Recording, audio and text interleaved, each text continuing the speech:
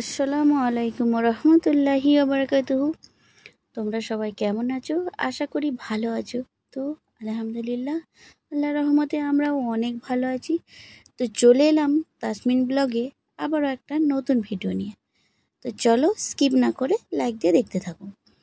তো আজকে আমি তোমাদের সাথে শেয়ার করব বর্ধমান থেকে বইঁচি তো ট্রেন যাত্রার ভিডিও আজকে। তো দেখো, বর্ধমানে শুধু বিখ্যাত মিহিদানাই নয়, বর্ধমানে আর একটা জিনিস বিখ্যাত হচ্ছে এই যে ইঁদুর। দেখেছো কত বড় বড় ইঁদুর? আর এখানে এত ইঁদুর তো বলার কথা নেই। আর দেখো কত ভিড়, বর্ধমান জংশন বর্ধমান। তো বর্ধমান প্রায় যেয়ে থাকি আমি, তোমরা এর আগের ভিডিওতেও দেখেছো, কেননা ডাক্তার দেখাতে যাওয়ার উদ্দেশ্যেই আরও যাওয়া। তো আজকে তোমাদের এই ট্রেন যাত্রাটা তোমাদের সাথে শেয়ার করলাম। তো দেখো কত ভিড়। তো আমার প্রথম দিকে না সেরকমভাবে ভিডিওটা করার ইচ্ছা ছিল না খুব একটা, তারপরে অনেক লেট হওয়ার কারণেই আরও ভিডিওটা করা। তো যাই হোক, তোমরা দেখো বর্ধমান কত ভিড়। তো আমরা যেখানটায় এসে পড়েছি, তো এখানটা অতটা ভিড় নাই। তো আরও ভিতর দিকটায় গেলে কিন্তু প্রচুর ভিড়। বর্ধমান মানে এত ঠেসাঠেসি করে যেতে হয় যে ট্রেন ধরতে হয়, তো বলার কথা নয়। তো যারা গেছে মোটামুটি তারা সবাই জানে, আর সবাই বসে আছে যে যার গন্তব্যে যাওয়ার জন্য। তো আমরা ফিরছি, ডাক্তার দেখানো হয়ে গেছে, তো বাড়ি ফেরার পথে তোমাদের সাথে কিছু শেয়ার করলাম। আর এই যে দেখছো লাইনের একদম ফাঁকে ফাঁকে যে গর্তগুলো দেখছো, এগুলো কিন্তু ইঁদুরে একদম ভরা। তো এত ইঁদুর আছে পরিমাণে, আর এই ইঁদুরগুলো না একদম মানুষকে ভয় পায় না। এদের এত সাহস হয়ে গেছে মানুষের সাথে সাথে থেকে, তো এরা মোটেই ভয় পায় না। প্রচুর পরিমাণে স্টেশনে কিন্তু ইঁদুর, আর এই ইঁদুরগুলোকে অনেকে খাবারও দেয় ইচ্ছাকৃতভাবে। আর স্টেশনে মানেই খাবার তো পড়েই থাকে সব সময়, সেই খাবারগুলোও কুড়িয়ে খায়। তো সেই জন্যই বললাম বর্ধমানে শুধু মিহিদানা বিখ্যাত নয়, বিখ্যাত হচ্ছে ইঁদুরও। দেখো কত পরিমাণে ইঁদুর, দেখেছো কেমন খাচ্ছে। তো তোমাদের এলাকায় এরকম স্টেশনে গায়ে যদি ইঁদুর থাকে তো অবশ্যই আমায় কমেন্টে জানিও। আর বর্ধমান থেকে বইঁচি কেমন লাগলো ভিডিওটা অবশ্যই তোমরা জানিও।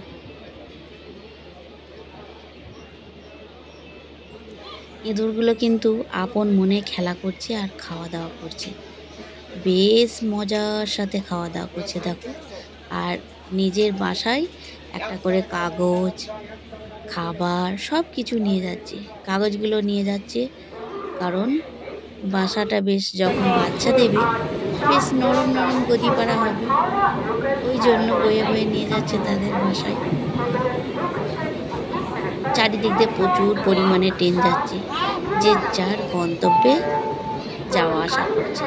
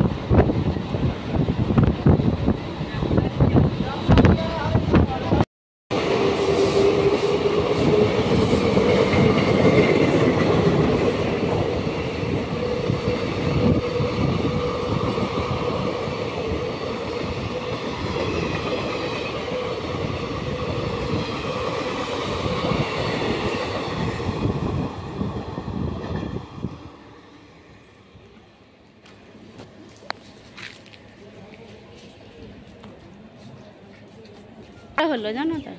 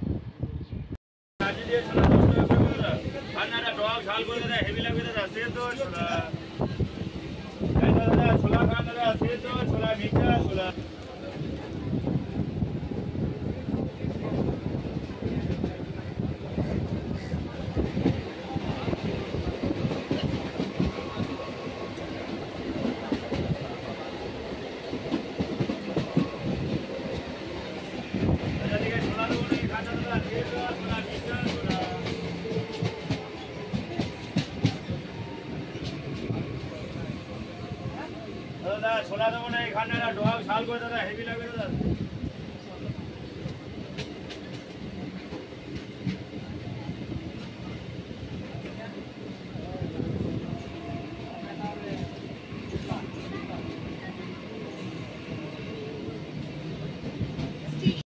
অবশেষে আমি নেমে পড়লাম বইচি স্টেশনে।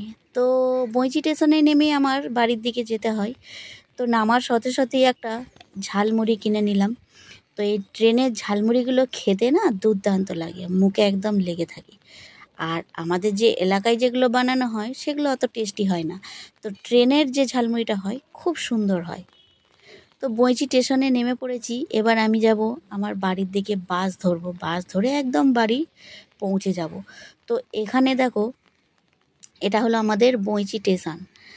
আর এখানে অনেক পরিমাণে বৃষ্টি হয়েছে। তো বর্ধমানের ওদিকে অত বৃষ্টিটা হয়নি, এদিকে বৃষ্টিটা হয়েছে। তো যাই হোক, এই ঝালমুড়িটা আমি খেতে খেতে বাড়ির দিকে রওনা হলাম। আর আমার সারাদিনের যে ক্লান্তিটা ঝালমুড়ি খেয়ে একদম দূর হয়ে গেল। প্রথম থেকে ভিডিওটা কেমন লাগলো অবশ্যই জানিও। আজকের মতো এতটাই। আল্লাহ হাফেজ।